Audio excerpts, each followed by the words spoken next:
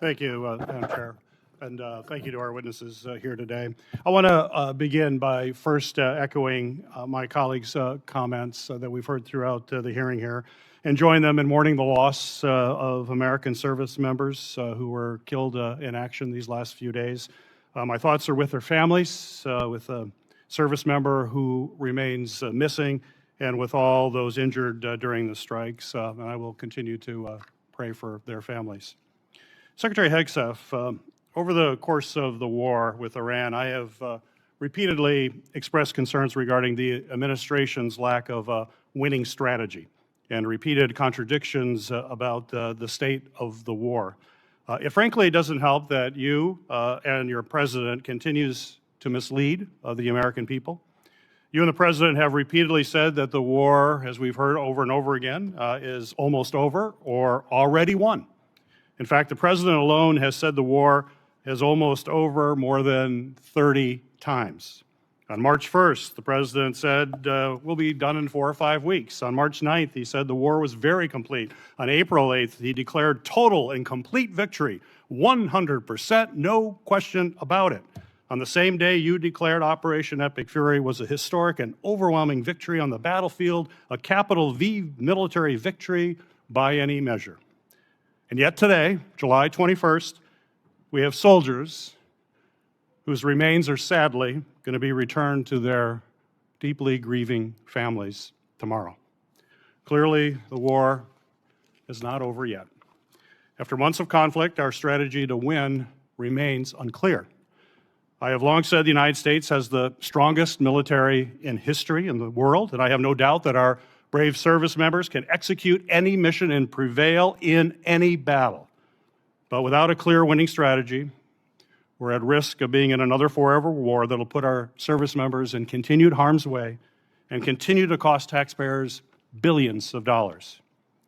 Secretary Hegseth, despite your failure to win this war, you are back now before Congress asking for almost $70 billion in additional funding.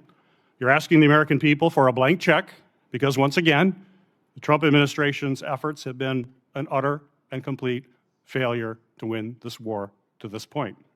So my question for you, sir, is how is your strategy different than what we've seen in the past? So far, we have not seen a strategy that's been successful. You mentioned nuclear material as the primary goal of the war. It still exists. We haven't dealt with that issue yet.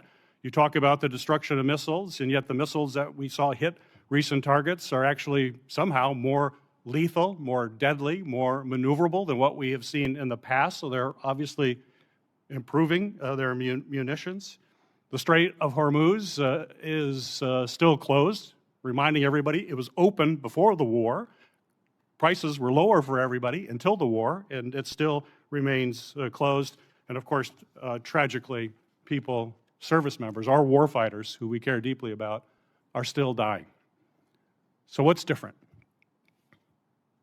Mr. Hegseth, Secretary Hegseth. I think your characterization of this incredible effort as a failure is reckless. And I think it's irresponsible. And I think it smears the sacrifice of the troops that are out there making on behalf of the American people to ensure that Iran never gets a nuclear weapon. Shame on you and others who call this a quagmire and a failure, and then you want to turn around and say you support the warfighter. Either you do or you don't. Is the nuclear material still there, I can get you a ticket out to CENTCOM and talk to what those Americans are doing and how committed they are to this effort and how they want to ensure that Iran never threatens their families with a nuclear weapon. That's the kind of intensity that our warfighters have about making sure that Iran isn't capable of doing that. Secretary Hegseth, if you listened to my comments, you would have heard me say how amazing our warfighters are. I heard failure. And the word heard, I heard exactly what you said. I will tell you how I use the word failure, because I use the word failure to their leaders. You, sir, are the failure, not the men and women who are on that front line, not the men and women who hold up their honor with distinction. But if there's a lack of a winning strategy, they're in harm's way. Their leaders have failed them.